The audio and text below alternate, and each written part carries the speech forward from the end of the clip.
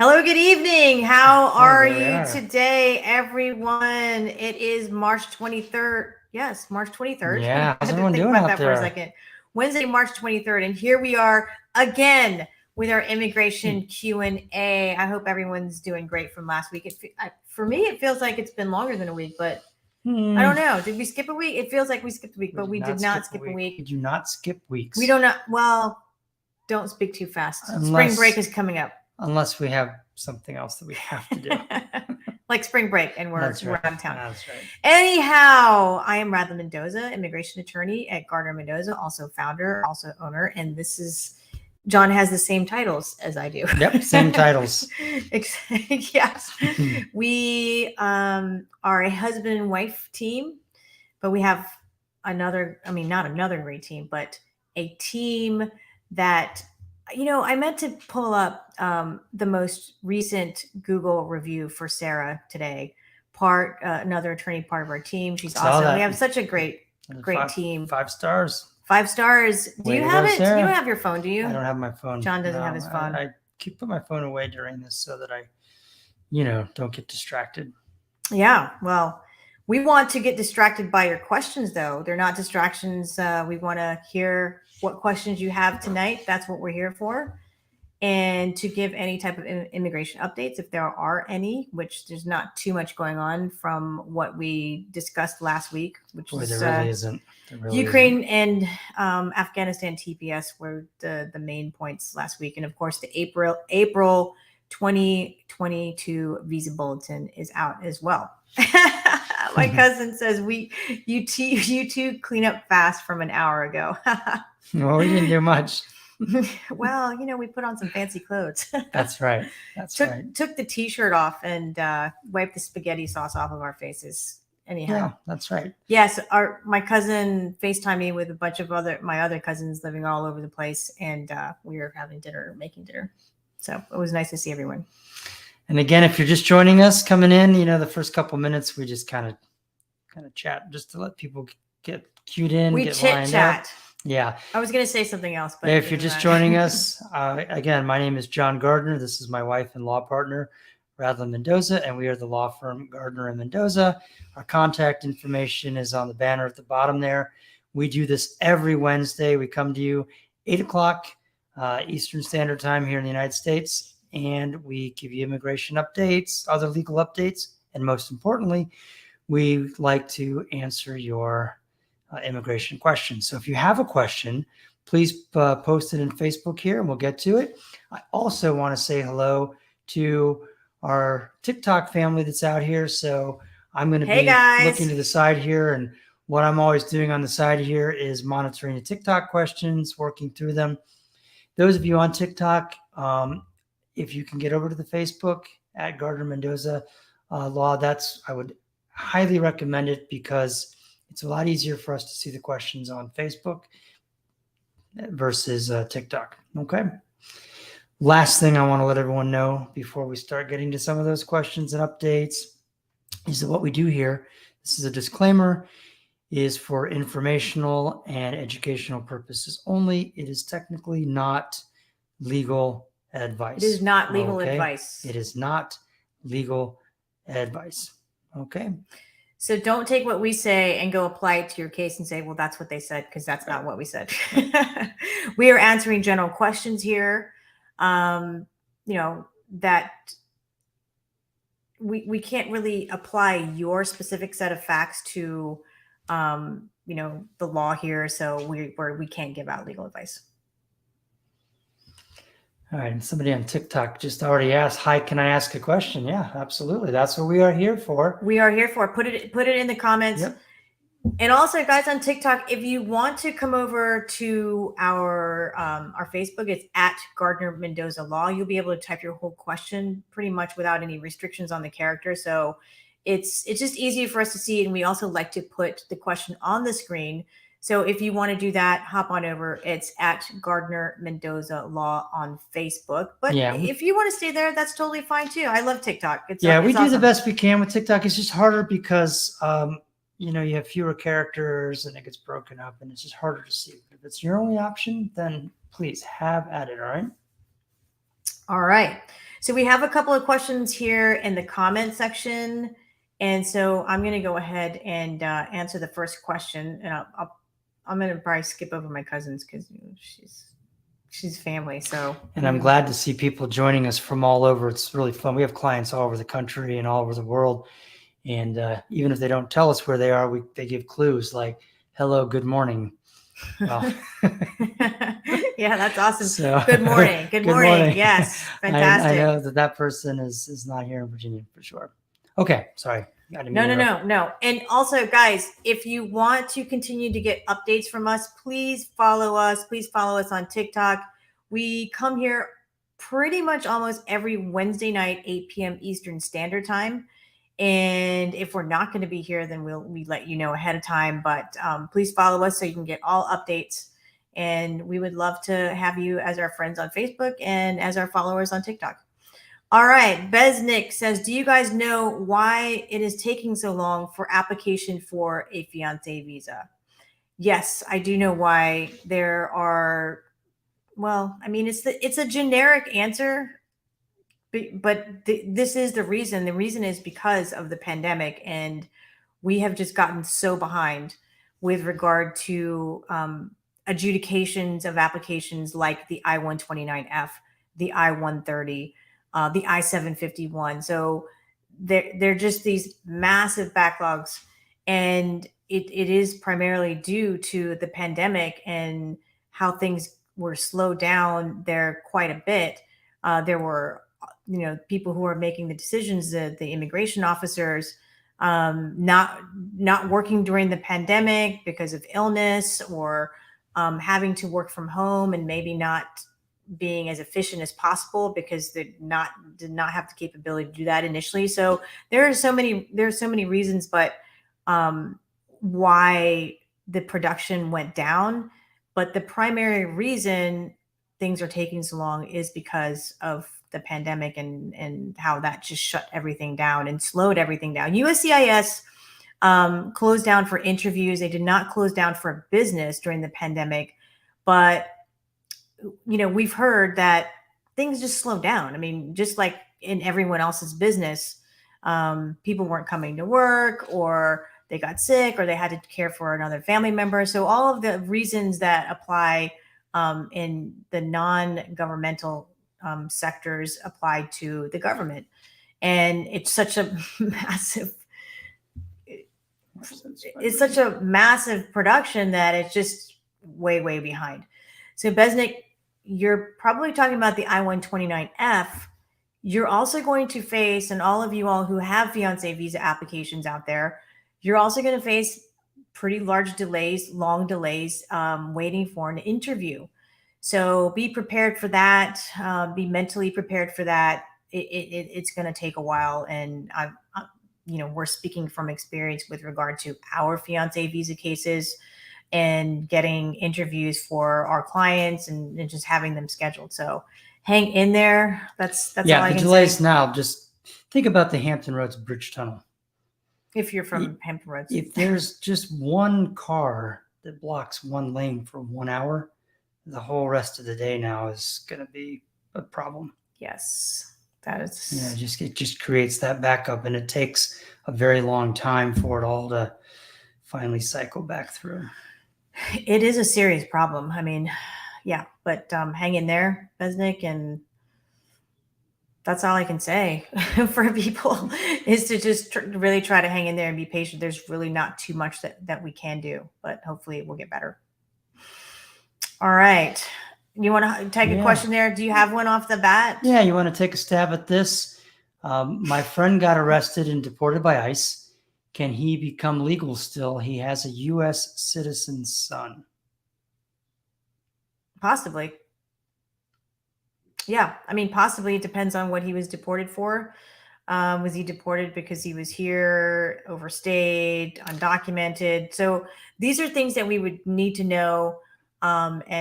Your friend should have a consultation with us, because there's a lot that is going on there, and we could possibly help him. We could possibly not help him as well. There's more that we would need to know there. We would need to know, as Radlin said, first of all, was it you saying deported?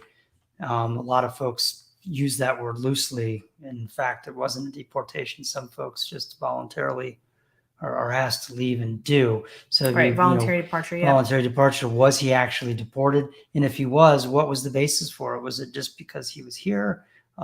Is it because he was convicted of something and was deported because of a criminal conviction?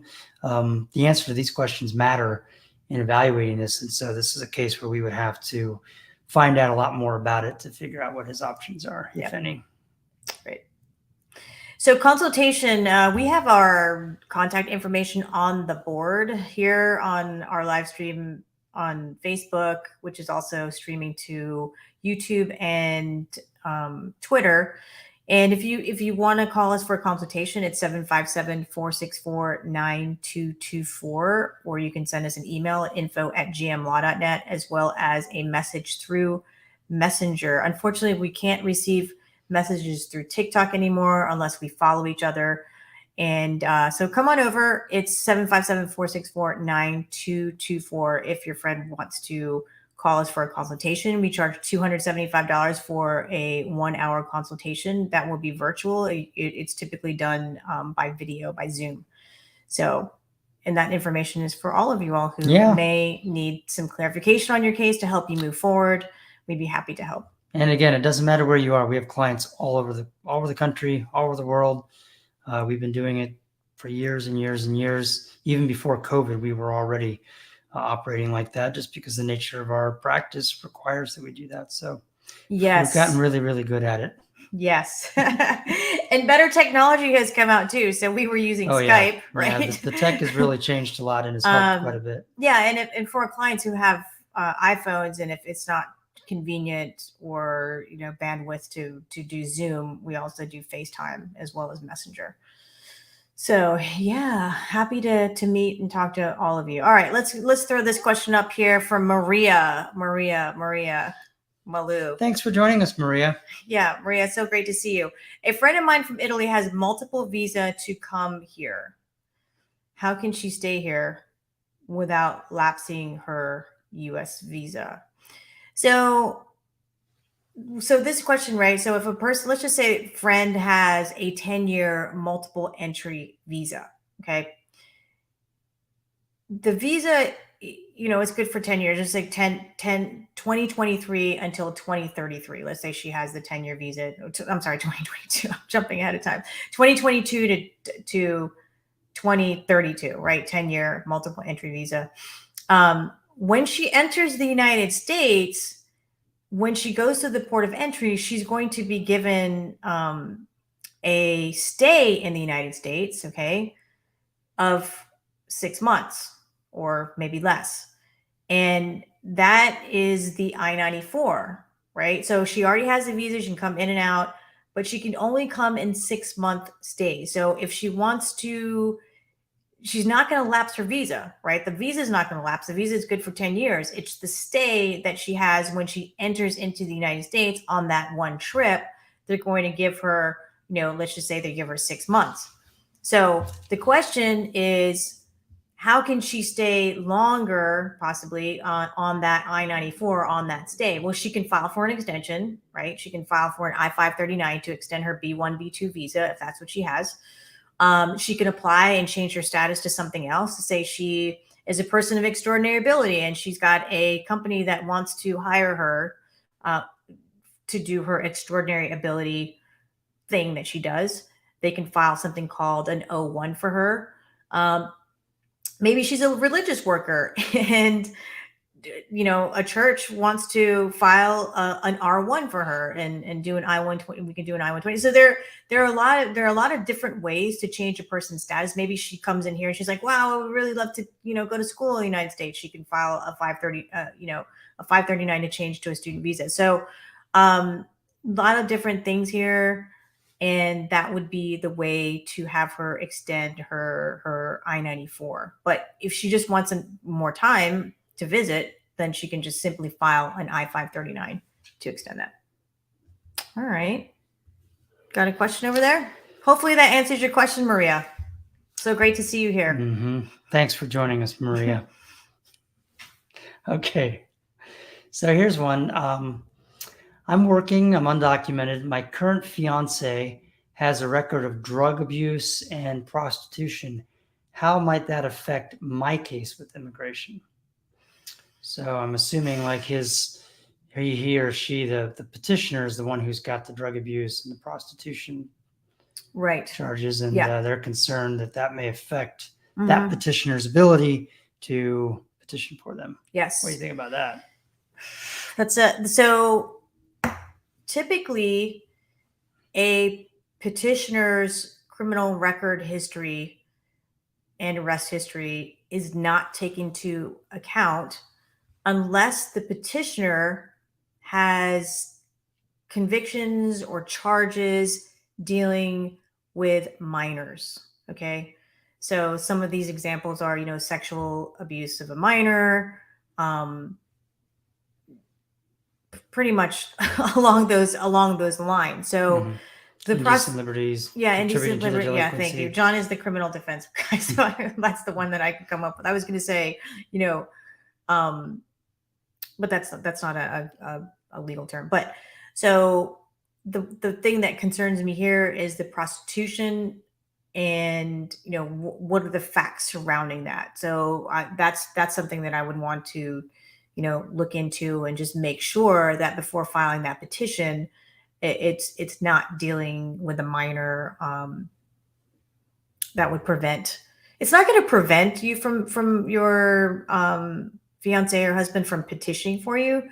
Basically, what it's going to do is there's just a lot that goes along with it. If you don't know, then your case is going to get denied. Your I-130 petition is going to get denied. But if you submit all the things that go along with it, then it may or may not get denied. So there's all kinds of stuff like showing that the person has been rehabilitated and getting all of the records regarding the charges. Again, I don't know about the prostitution. Again, who knows what the age of the age and the circumstances dealing with that. I don't know. Mhm. So that would be something that we would want to look into. And Yeah. and I wouldn't prostitute or soliciting prostitution. That's a good question. Yeah, and I wouldn't I wouldn't do this case without an attorney. 100%. I wouldn't do any immigration case without an attorney. Well, some of you guys might think, well, you're biased because you are an immigration attorney, but we've helped thousands of people, and there's so many pitfalls, guys, and many of the people that we've helped already fell into their own hole, and we had to dig them out of it. So yes, there are many people who self-file and can tell their successful story, but there are even more people who have gone that route, tried that route, and had to hire someone to help them. Yeah, and if you have even any minor red flags, you definitely want legal assistance. And the problem in immigration cases, especially, is that oftentimes you don't know what those pitfalls are, and so you can inadvertently walk right into a problem without realizing that you're doing it. Right. Okay. All right, but that's a really good question. Mm-hmm. I'm gonna grab this question here. Yeah. It's a good one. Miko says, what are the consequences of reckless driving conviction with or without jail time for F1 students? Will the F1 visa be revoked if convicted? Can the student apply for OPT H-1B green card if convicted? So I'm going to say that we would need to know where this. So we have to know what is reckless driving entail where you are. Where do you live? If you live in Virginia, we know what that's about. It's what you can talk about. You want to talk about the class one? Yeah, reckless driving is a class 1 misdemeanor, so it carries a maximum of 1 year in jail and a maximum of $2,500 fine, or both. The conviction here, the jail time, I don't think would make much of a difference with or without the jail, Right. whether it's suspended or not. That would not really be the issue. It would be more, as Radlin said, what specifically does it entail where you are? Right. So I'm going to say here in Virginia, it's not something that would make you inadmissible just by itself. Right. But where you are, and maybe you are in Virginia, because reckless driving, we give out a lot of those here in Virginia. So you're probably 90% chance that you're here in Virginia, and it's not going to make you inadmissible. Yeah, it's a class 1 misdemeanor in Virginia. I mean, it's a serious charge, but the reality is there aren't very many circumstances where it becomes an immigration problem. Although, depending, what else do you have too, right? Do you have any other charges or convictions? Do you have more than one misdemeanor? So there's a lot here. And even though that standing alone, one reckless driving conviction in Virginia, very specific, right, would most likely not impact your F1 status. There are other factors to consider here. And this is why, Mikhail, you should definitely have an immigration attorney advise you on this, before you even go to your court, and have one work with your criminal defense attorney. We can actually help you with the reckless driving ticket if you're here in our jurisdiction. But this is something that we're pumped up that you're here and asking this question. Great. But what we want you to do is go find someone, an immigration attorney, whether it's us or some other awesome immigration attorney, to help you kind of navigate through that and see what the consequences are where you are. And even, advise your criminal defense attorney that, look, I do not want a misdemeanor. Is there anything else that we can do here? I don't want a misdemeanor. I'm going through immigration process. Whether it does or not, you're going to be going through immigration process, and like, it sucks to have a class 1 misdemeanor. Yeah, like, I agree you're with going back Madeline. and forth. Like, You're get that thing dismissed. If you haven't gone to court yet, yeah, I mean, that's job number 1, is to try to get that reduced. If you don't have any prior record, there's no reason you should be taking a hit on that. A class 1 misdemeanor on your record, you don't need that. Right. So, I mean, you should be trying to get that reduced for sure. Right. We don't even know what this reckless driving is. Is it speeding? Is it accident? John wins those a lot. Yeah. So, I mean, they're totally winnable cases. Yeah. If you have a competent defense lawyer, there are all kinds of things you can do to get that reduced or dismissed. What is that thing that they say? It's like, don't be penny wise and pound foolish. Is that it? Yeah. Don't be penny wise. Not saying that you will be, or any of you will do this, but do not be penny wise and pound foolish. Like, take several of your $100 out, go consult with someone, and take even more of your hundreds of dollars out, like $1,000 or $1,500, and get your reckless driving conviction reduced to something other than a class 1 misdemeanor. Right. Do not be penny wise and pound foolish in this case. It's not worth it. And if you're asking because you just happen to have very recently been convicted in Virginia, remember you have 10 days to appeal. That goes for everybody listening. If you have any conviction in Virginia in the lower court and you realize, oh my goodness, this could be a problem for immigration, go to the clerk's office and note the appeal to the circuit court. You have 10 days to do that, not business days, 10 total calendar days. All right. Right. And look, we're spending a lot of time on Mikhail's, and hopefully we're pronouncing your name okay, question, because it's just, we are standing on this platform saying, guys, go out and get some help. Okay, it is not worth it to not get help for this. We're helping you to an extent, but our help is to, I'm gonna just say, push you to go get some help. Really. Yeah, criminal convictions and traffic convictions are a real minefield. That's a place people get into a lot of trouble.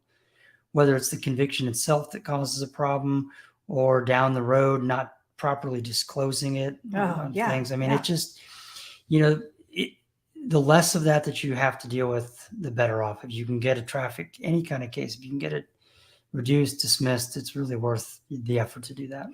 Yeah, and Mikhail is asking about green card, right? So he's in it to win it, or she wants to stay in the United States, right? Wants to be here, wants to get a green card, wants to perhaps file for U.S. citizenship. And did I tell you about our client? He became a client. He actually got his naturalization application denied. Like, no, because he did not disclose a speeding ticket. He forgot. So that's how important it is. And, that John jogged my memory about like disclosing, disclosure down the road. So this is unfortunately a part of your life until you get your citizenship. Yeah. It's just, we're not trying to scare all of you. We just know that this is a danger zone. I mean, Yeah. it's like, danger, Will Robinson. This is a definite area to take a deep breath, get some professional advice on how to approach that's it. why we're just so Mhm. excitable right now, because this is a perfect question to just tee up Yep. all of the things that we've been saying for the past 2+ years on our live stream. Is you cannot just be penny wise and pound foolish. All right, done lecturing. My kids hate it when I get on soapbox. Thanks for that question, though. That gave us an opportunity to share some important information. Right, absolutely. And guys, the questions, love the questions. It's not just helping you; you're helping all the other people that are listening, That's right. tuning in, and we love it. It's a fantastic question.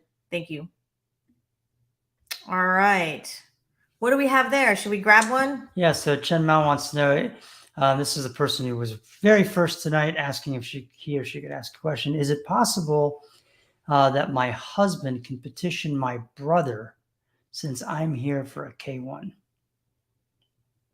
No. Petition him for what? No. Not sure. So your husband cannot petition your brother. Yeah, he or she's here has a K-1 and is thinking, hey, I'm here on a K-1.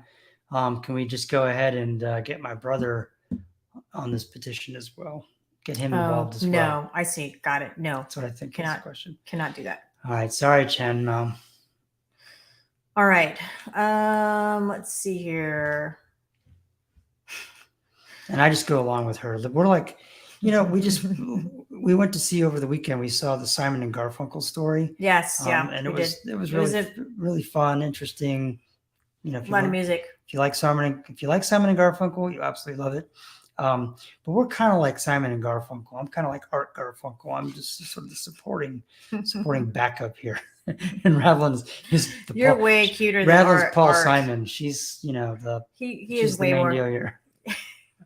Okay, I shouldn't say that about Art. He's great. All right. This is a great question from our old friend, Miss Evelina. Hello. Great to see you. Hopefully you're still on after we gave the lecture there. I was thinking about our poor children when I started lecturing them. All right. Evelina asked a wonderful question, and we even have personal experience with this. Is there a cap on the amount of years I can stay out of the country once I become an American citizen? Okay, so the personal story that I have to answer this question is 1998, 26 years ago. Was it 26? 98, yeah. 96, however many 24. years, 1998. 24, okay. So in 1998, unfortunately, my parents' store and livelihood had a fire, and it was destroyed. And after my mom was here as a lawful permanent resident for 30 years, she decided now that she didn't have a job or a business to run, she was going to go ahead and apply for U.S. citizenship. So my mom applied for U.S. citizenship. She was successful. She actually swore in that day because she's just so cute and adorable, and told the officer that she needed to go fly and see her sister, which was true, and swore her in that day. And my mom took that U.S. passport. I don't know if it was right after, but it was around the time, left the United States, and has really been permanently living there since that time period. So to answer your question, Evelina, yes. No cap. No cap. Not no lie, but no cap. No cap. You can stay out as long as you want. Yep. As a U.S. citizen.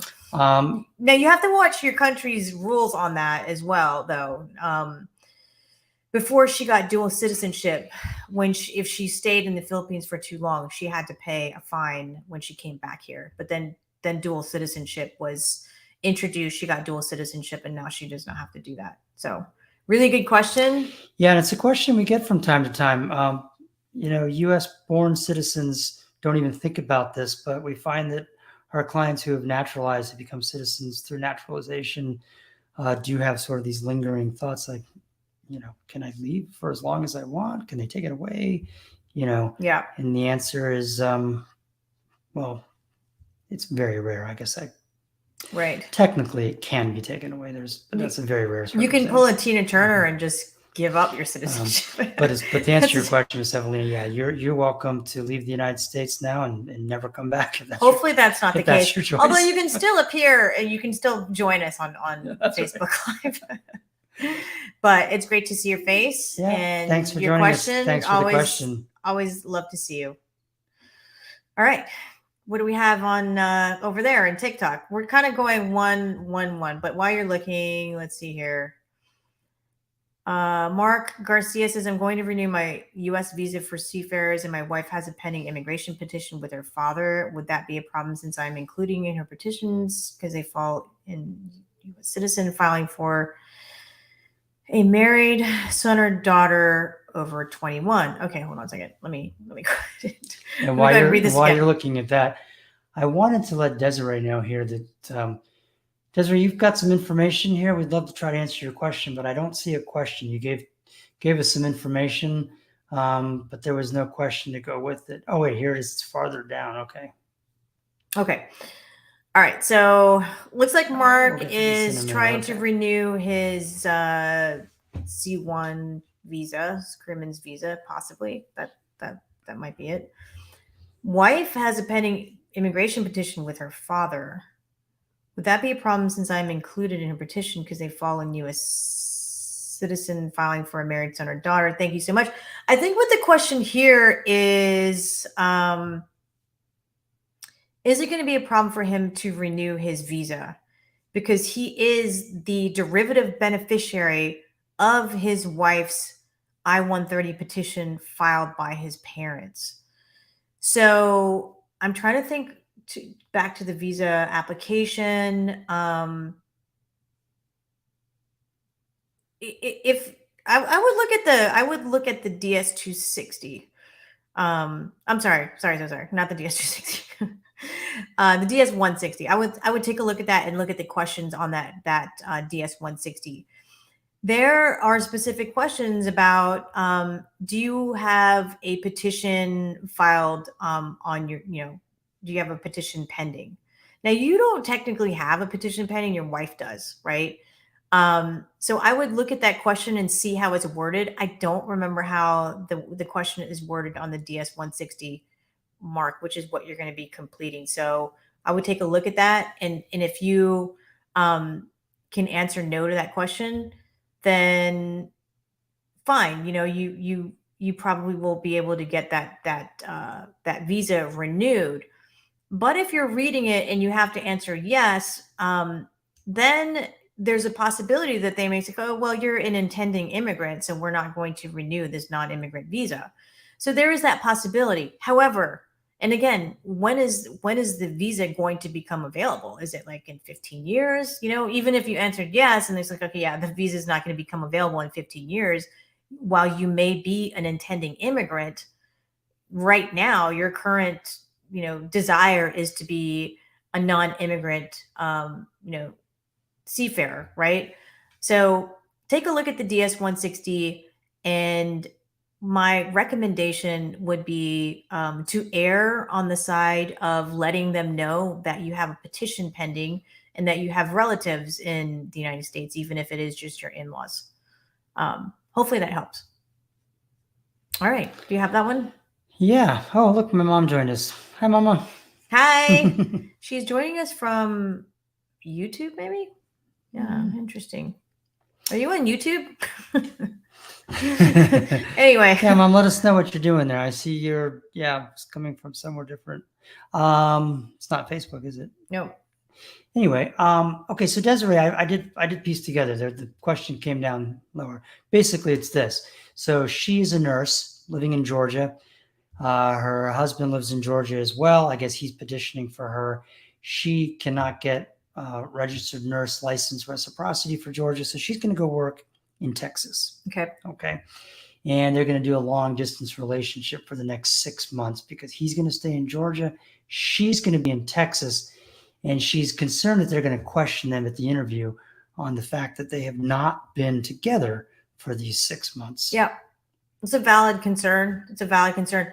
Great question. Really great question, which is, hey, I'm not living with my husband and we're going through this green card case together as a married couple. Is that going to be a problem? So it is going to be a problem if you don't document everything. Okay. You have to document why. Why are you in Texas? Okay. What are the circumstances? Well, I couldn't find a job, or my there was no reciprocity, so we had to do this because of our financial situation. But we're seeing each other once a month or once every couple months. Where's the documentation for that? Here's my husband's plane ticket. Here's my plane ticket. You have to show that you still have the relationship and have a really great explanation as to why you have to do this. So it is not going to necessarily be a denial for your case. Not at all. You just have to prove that you are in a bona fide marriage and relationship. And the best way to do that under these circumstances is to really just document. Yeah. And, double up on the bona fide marriage evidence, right? Joint bank accounts, jointly filed taxes. If you guys consider the Georgia home the primary home, get on the utility bills. So if you have an apartment in Texas, make sure that your husband is a part of that lease. Just make sure that you really, really document and show that it is a bona fide marriage, despite the fact that you are living apart from one another. Yeah, totally valid reason to be doing the long distance relationship. And Absolutely. like Radlin said, just be super prepared to document it, not just be in there just saying, well, the reason we did it, and not having anything else to back it up. All right. Let's see here. This is a good question here. Leonza says, do you think a joint sponsor is necessary if petitioning sponsor's annual income is above the poverty guidelines? USCIS sent us an RFE for an 864. Do you think a joint sponsor, if the petitioning sponsor's annual income is above, why did they send you an 864 if the sponsor's annual income is above the poverty guidelines? It's likely because it didn't show that on the most recent income tax return. So if you sent in your most, the petition sponsor sent in most recent income tax return where it showed the annual income is below the poverty guidelines, but now the petition sponsor has, 10 months of pay stubs to show that he or she is above the poverty guidelines. Instead of doing a joint sponsor, you may want to just show that the petition sponsor is, meets the requirement from the most recent pay stubs. Now, the issue with that is they really make you jump through a lot of hoops as far as evidence is concerned. So if they sent you an RFE for an 864 for the joint sponsor or for a joint sponsor, or they're saying that, hey, you need a joint sponsor, that's not what Leonza said, but I don't really know what's going on in the question, to tell you the truth, the more that I look at it, because it doesn't make any sense. Leonza, maybe you're saying that the sponsor did not submit an 864. If that's what you're saying, you can clarify that. Clarify that, and I'll come back instead of kind of like, Yep. I think that's maybe what it said. I like your thumbnail, by the way. It looks like a ski resort in the background there. Yeah, it's where are you skiing there? I'm curious. Okay, wait. We have a lot of questions. Wow, tons and tons of questions. Yeah. So if USCIS sent you an RFE for the petitioner's 864, then yes, you have to submit the 864. You got to submit 864. I don't know whether that's the question. All right. All right, we've got a lot still over here as well. You want to take one there? Oh, it is Virginia. The reckless driving question has come back and said it is Virginia. So that's good, actually. That's from what I know about reckless driving. Yeah, In Virginia, you should be resting a little. I still think you should try to get it reduced or dismissed. absolutely. Call us. But I'm less concerned about it causing a major problem for immigration. Call us if you're in Hampton Roads. We can Yeah. help with the reckless driving. All right. Okay, do you have a question? Yeah, Tick Apple Talk. I like that. That's cute. Tick Apple Talk wants to know. She says, I have 2 children in the Philippines, ages 18 and 19. I'm afraid it's too late to petition for them. Where and how could I start? It's never too late. It's never too late. It's never too late. Tick Apple Talk. So 18 and 19-year-old, does Tick Apple Talk say whether he or she is a U.S. citizen or a lawful permanent resident? No, just says, how do I go about petitioning? Okay. So is it too late? No, it is not too late. If you are a lawful permanent resident or if you are a U.S. citizen, file the I-130 petition. File it now, file it right away, file it yesterday. And, if you're a lawful permanent resident, then there may be a little bit longer of a waiting period time if the kids age out into age 21. But so long as they are unmarried, you can file for them as a lawful permanent resident. Now, this is something that a lot of people, interestingly, do not know. And that is, if you are a permanent resident, you can petition for your spouse and your unmarried children, whether your unmarried child is 18 or whether your unmarried child is 40. So a lot of people don't know that. Sometimes people call our office and they say, oh, I thought I had to be a U.S. citizen first. No, you do not have to be a U.S. citizen. If you are a U.S. citizen, yes, file for your children, file for your 18 and file for your 19-year-old. If you file for your 18 and 19-year-old as a U.S. citizen, you will lock in their ages and they will not age out at age 21. So guys, please file. Yep. It's not too late. Other than the warnings about criminal stuff, that's our other drama. That's the other thing we stand for here is you have to file. And you have to get the information that you need in order to file. The petition is an I-130 petition. That's what you started off with. This person, please take a look at the I-130 petition. If you need help, let us help you, or let someone close to you help you who is an immigration attorney with good reviews and a good reputation. Let someone help you, because let's just look at time as money, right? Let's look at time as money. John's like, where is she going with this? Time is money. The time that you take to do your I-130 petition, that's money, because y'all take longer than we do, because one, you just let it sit there for like 2 years before you do anything with it. Okay. I'm talking to you like a lot of people, maybe even longer. My mom's naturalization application sat there on her bed nightstand for 5. Let's ask, well, Miss Evelina, she needed to be ready to file hers, but her mom procrastinated and didn't file her N-400, right? Her naturalization.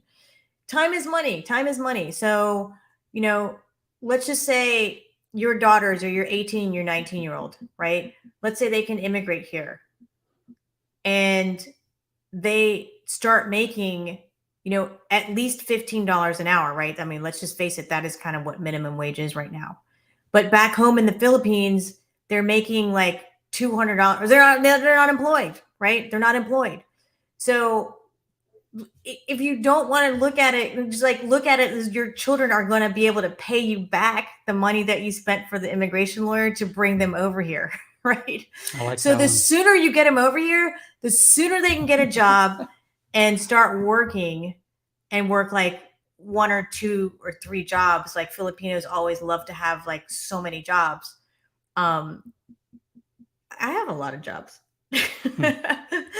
But so time is money, guys. File the I-130 for your children. Let us help you with that if you'd like. But that's another way of just hitting our drum, right? And really trying to persuade you guys to file your petitions for your family members, because they're most likely going to be in a better financial position if you do. Right.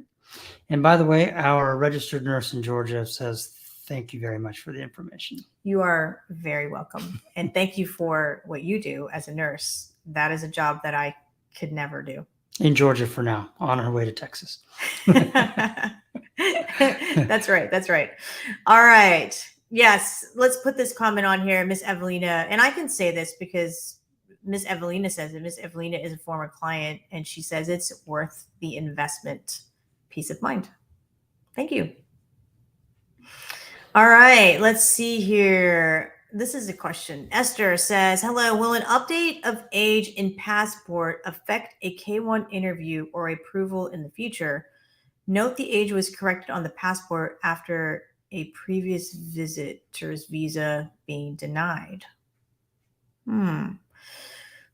Okay, so previous visitor's visa was denied.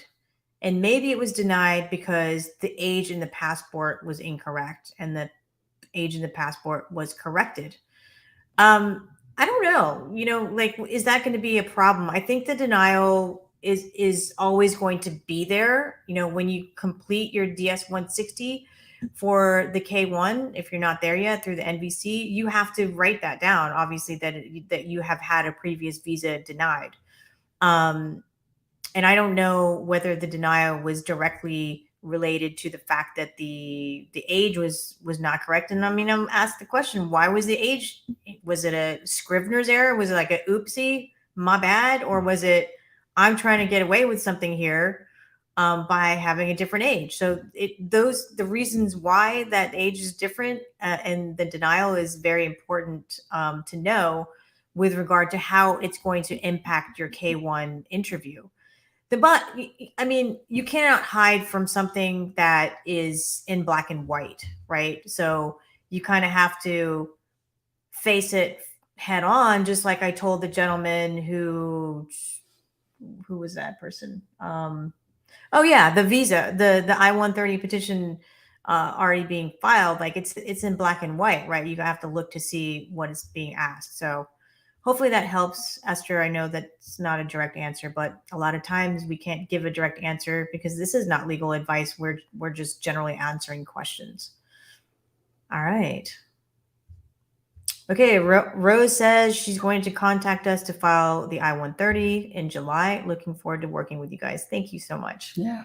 We're looking forward to working with you. Jinx. Yeah. Jinx. Buy me a coffee. Okay, do you want to grab a question over there? Yeah, let's see here. Love 331 wants to know. Let me see if I can. Need income to give citizens. So I guess he wants to try to help his parents become citizens, but he does not have any income. Is that going to be a problem? If the parents are here and they are lawful permanent residents of the United States and they've, it's time for them to apply for U.S. citizenship, they can apply for U.S. citizenship even if they don't have a job. What if he says he doesn't have a job? Well, is he talking about? All right, so that's why I was confused. Yeah. I'm not sure how he's planning to give his parents citizenship. But. So if you're talking about filing a petition for your parents for them to become lawful permanent residents of the United States, I think that he's using citizen loosely. I think that's so. A lot of people use citizenship for green card, and that's just no. Yeah. That is just no. You have to crawl before you walk, right? Let's just say you're talking about filing citizenship. I'm sorry, filing for law. Look, you made me do it. Mm-hmm. Filing for the green card and helping them get their green cards. He doesn't have a job, right? So you have to get a joint sponsor. Okay, if you're the petitioning if you're petitioning for your parents, you have to get a joint sponsor who is able to sign an affidavit of support on behalf of your parents. You can be unemployed all day long. So long as you have a joint sponsor who meets the requirements, you're good to go. So don't let that stop you from filing a petition for your parents. Try to find a joint sponsor. That joint sponsor has to be a lawful permanent resident or a U.S. citizen. So if you're talking about your parents just filing for U.S. citizenship and they're already permanent residents, you do not have to have a job. You have nothing to do with that. It's all them. And just conceptually to help people, what's the point of a joint sponsor?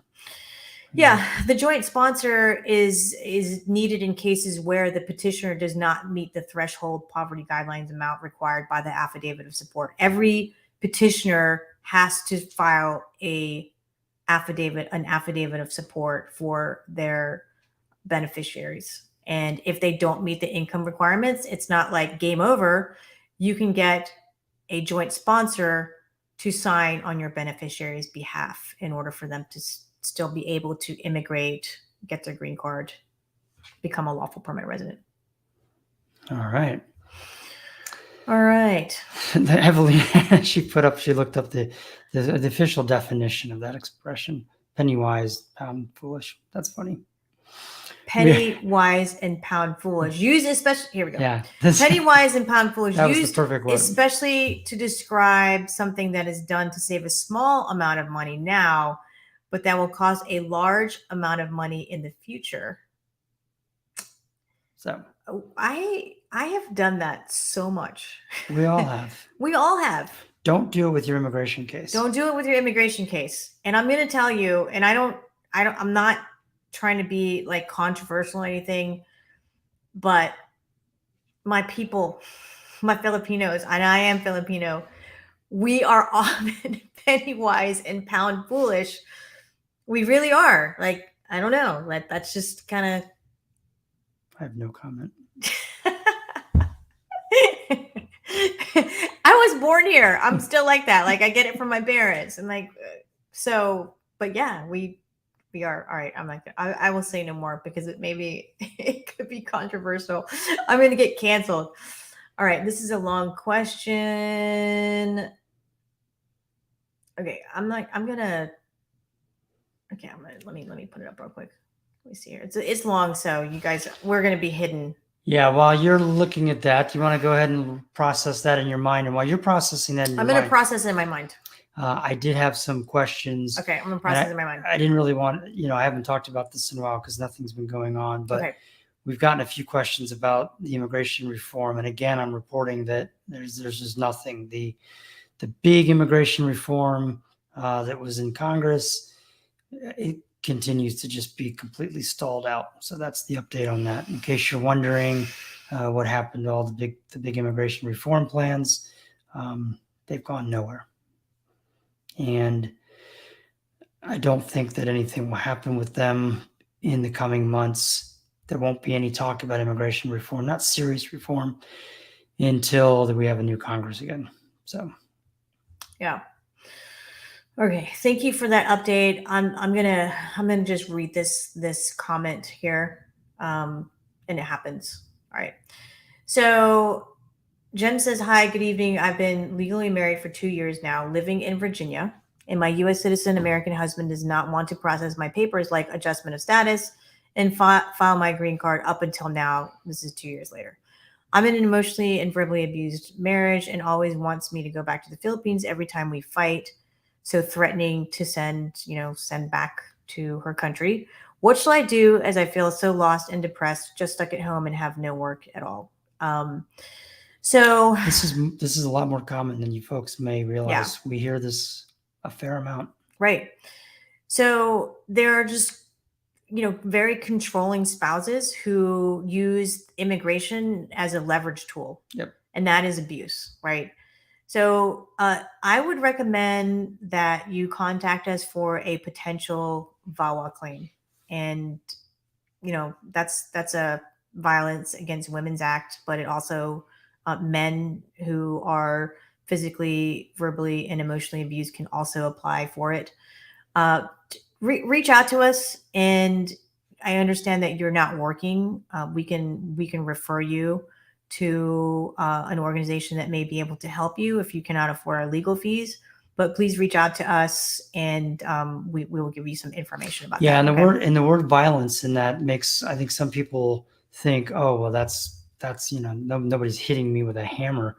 It's broader than that. It doesn't have to be like wild physical abuse necessarily. Right. All Yep. right. Okay. Let's see here. We have 1 minute left. Let me see if I can grab another question. Any questions over there? Guys, before we end and read this last question, I just want to say we had some really great questions today, and I think that they helped everyone who listened in. As a reintroduction, my name is Radlin Mendoza, and I'm an immigration attorney, and this is my husband and law partner, John Gardner. We have the law firm Gardner Mendoza that we founded in year 2000. So we are 20 plus years in. And we appear here almost every Wednesday night. Do not even think about coming over here. I'm sorry. Our timekeeper is our 10-year-old. She comes up to tell us that the 1 hour mark is 9 o'clock, but she's brushing her teeth. Yeah. So please follow and like our page so you can, we can keep you up with updates. And on TikTok, y'all, please follow us and, watch the videos and share, because I think that they have helped a lot of people on TikTok. And for you all on Facebook, if you want to go over to my Facebook page, you can find it by my name, Radlin Mendoza, or at Immigration Lawyer 1, at Immigration Lawyer 1. And there are a lot of helpful videos, and I've gotten a lot of feedback, which is why I keep going with goofy videos, because I know that they've helped people. So, yeah, and if you want to talk to us directly, please make an appointment. We love hearing facts and helping people with their immigration cases, and we're really, really good at it. All right. Let me grab this real quick. Last question from Jags. Good day. Me and my daughter have a petition going on. We're waiting. It's been filed like 2014 to 2015, but my mother sadly just got diagnosed with cancer. So sorry to hear that. My question is there possible for a humanitarian visa so that we can see and take care of my mom? Thank you, and hoping you can give me advice on what to do, because we really like to see my mom before that day. God will take her from us. Thank you. So yeah, this is tough. And we're sorry to hear about your mom, and hopefully she recovers. But number one question I have is, has that petition been approved? And, it really depends on the facts, whether you can get here on a tour. It's really going to be a tourist visa where you're asking for a tourist visa to come see your mom, and asking for congressional liaison assistance in order to get help on expediting that based on the circumstances. And they do not like to give the tourist visa out for this purpose, but they will, and they can. I mean, we recently had family from the Philippines come to be with their parent. Unfortunately, he passed away, but it is possible to answer your question. So if you all need help with that or some guidance, I want to invite you all to also join our Facebook group page, Live Love Immigration. Pinned there are the steps on getting congressional liaison assistance. Someone here in the United States is going to have to do that for you, a family member. But I hope your mom recovers. And it's tough to be apart. We've seen it, and I hope you're able to get here in order to be with her. All right. So Live Love Immigration, congressional liaison information is there. And that's for all of you all to go join the group and take a look at that, because it has been helpful in the past. Okay, that's our last question. All question. Right, that is a wrap. TikTok, thanks for joining us. We'll be here next Wednesday, 8 o'clock. Get here early, get your question posted, and we will hopefully get to it. Wait, hold on.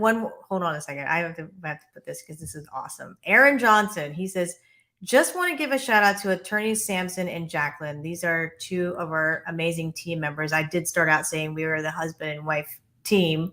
We're the husband and wife team, like on Facebook tonight, on TikTok tonight.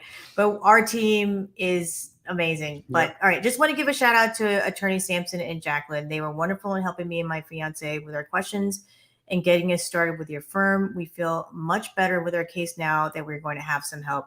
Thank you. Love that. We gotta end on that. That's an awesome comment. Yeah. Thank you so much for jumping on, Aaron, and saying that, because that's amazing. We can't say that we're the best, but I think we can say that our team is the best, right? Can we say the team is the best? I think so. The team is the best. They're the awesome. best. They are the best. I don't think the Virginia State Bar has a problem with that. I don't know. All right, 2 thumbs up. Ray would be over here. She's always over here, but she's brushing her teeth right now. So I mean, that's good. It's good dental hygiene. We like to encourage that. Okay. Oh, all right. Yes. I just want to say real quick. I just noticed my Aunt Jill's here tonight. So. All right. Hi, Jill. Fantastic. Thanks for Hi, joining Jill. us. All right. Okay, bye, guys. We'll see you next week. Wednesday. All right. Take care.